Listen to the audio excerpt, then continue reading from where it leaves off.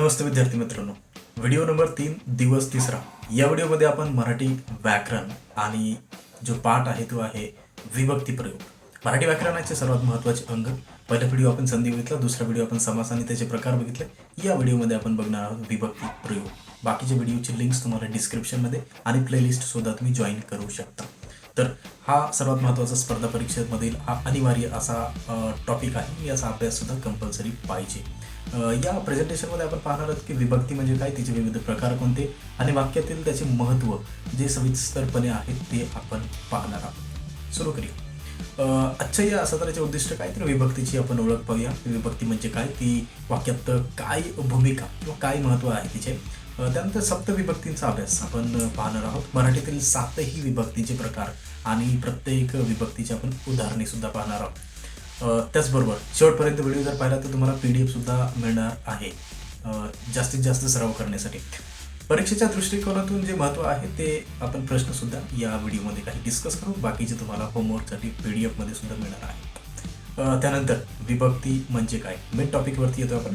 तर विभक्ती म्हणजे काय, तर नामाचे किंवा सर्वनामाचे जे क्रियापदाशी किंवा वाक्यातील इतर शब्दांशी असलेले नाते दर्शवणारे प्रत्यय किंवा शब्द जे काही प्रत्यय आहेत, सफिक्स आपण त्याला इंग्लिशमध्ये म्हणतो.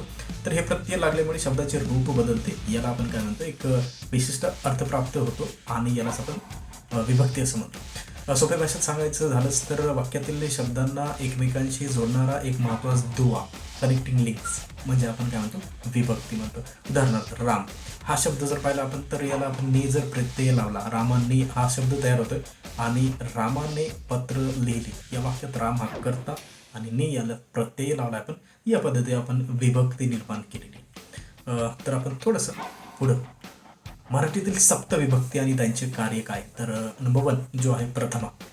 वाक्यातील कर्ता दर्शवते प्रथमा आणि प्रत्यय नसतात किंवा त्याला स ला ना ते असं काही लावलेलं नसतं. उदाहरणार्थ कोणी काय एवढंच प्रश्न विचारून आपल्याला जे काही उत्तर भेटतं त्याला आपण काय म्हणतो, प्रथमा.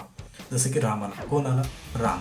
तर या ठिकाणी आपण प्रथमा विभक्ती ओळखू शकतो. सरळ प्रश्न कोण काय असा WH क्वेश्चन.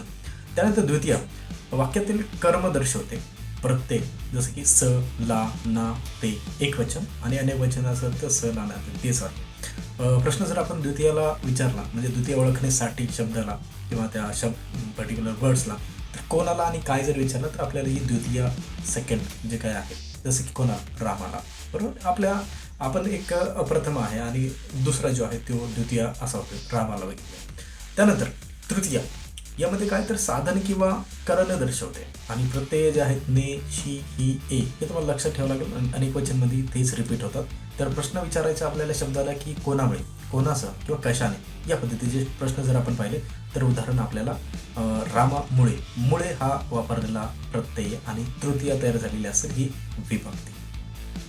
त्यानंतर चतुर्थी संप्रदान ज्यासाठी क्रिया केलेली दर्शवते त्याला आपण प्रत्यय स ला ना ते हे परत एकदा वापरतो आणि अनेक वचनमध्ये सुद्धा तेच वापरतो. प्रश्न जर पाहिले आपण तर कोणासाठी, कोणाकडे आणि कशासाठी या पद्धतीचे विचारले आपण त्या शब्दाला तर आपल्याला चतुर्थी भेटते. याच्यात साठी लक्षात ठेवायचं किंवा कोणासाठी, कशासाठी, रामासाठी. परत एकदा आपण रामचं उदाहरण घेतो. या ठिकाणी साठी असं लावलेलं आहे की चतुर्थी तयार झाली. पंचमी तर अपदान ज्या पासून दूर जाणे किंवा वियोग दर्शवते म्हणजे लांब जाणे, लिव्ह. प्रत्यय हून किंवा ऊन असे जे असतात त्याला आपण पंचमी असं म्हणतो. जसं की तून किंवा हून शेवटी न येतो किंवा उकार आणि न. तर गावातून आला अशा पद्धतीचं एक्झाम्पल आपण या पंचमीमध्ये पाहू शकतो. त्यानंतर षष्टी. षष्टी काय, तर संबंध किंवा मालकी दर्शवते. प्रत्यय चाचीचे अनेक वचनमध्ये चे चा ची, जसं कोणाचा, कोणाची, कोणाचे, कोणाच्या हे अनेक वचन होईल. कोणाचे, कोणाचे आणि कोणाचे, तर कोणाची बाई, रामाची बाई. या पद्धतीने आपण लक्षात ठेवूया षष्टी. सप्तमी सर्वात महत्त्वाचा अधिकरण स्थान किंवा वेळ दाखवते. सगळ्यात लक्षात ठेवायला स्थान, वेळ, कोठे किंवा केव्हा एवढंच येईल त्यामध्ये, किंवा कुठे खूपच वेगळ्या भाषेत. तर गावात राहतो, कुठे राहतो गावात, शहरात राहतो, कुठे राहतो शहरात. या पद्धतीने आपण सप्तमी हा विभक्तीचा प्रकार ओळखू शकतो. त्यानंतर काही विभक्ती समजून घेण्यासाठी महत्त्वाच्या टिप्स. पहिला, व्याकरणाचा आधार याला आपण म्हटलं जातं. सप्त विभक्ती ही मराठीतील व्याकरणातील एक अत्यंत महत्त्वाची अशी आणि बेसिक किंवा मूलभूत संकल्पना आहे. यावर जर आपली पकड मजबूत झाली तर वाक्यरचना, अर्थबोध सहज स्पष्ट होतो आणि ओळखायला सोपं जातं. अर्थबदलाचे सामर्थ्य. विभक्ती प्रत्ययामुळे वाक्यातील अर्थात लक्षणीय बदल होते. एकाच शब्दाला वेगवेगळे प्रत्यय लागल्यास त्याचे कार्य आणि वाक्यातील भूमिका बदलते. आपण जसं पाहिलं की वेगवेगळे प्रत्यय लावले तर आपण प्रथमापासून सप्तमीपर्यंत वेगवेगळ्या संधी पाहतो किंवा संधी तयार होतात आणि जे काही प्रत्यय आहेत ते लक्षात ठेवला तर तुम्हाला हे नक्कीच अर्थ कळेल.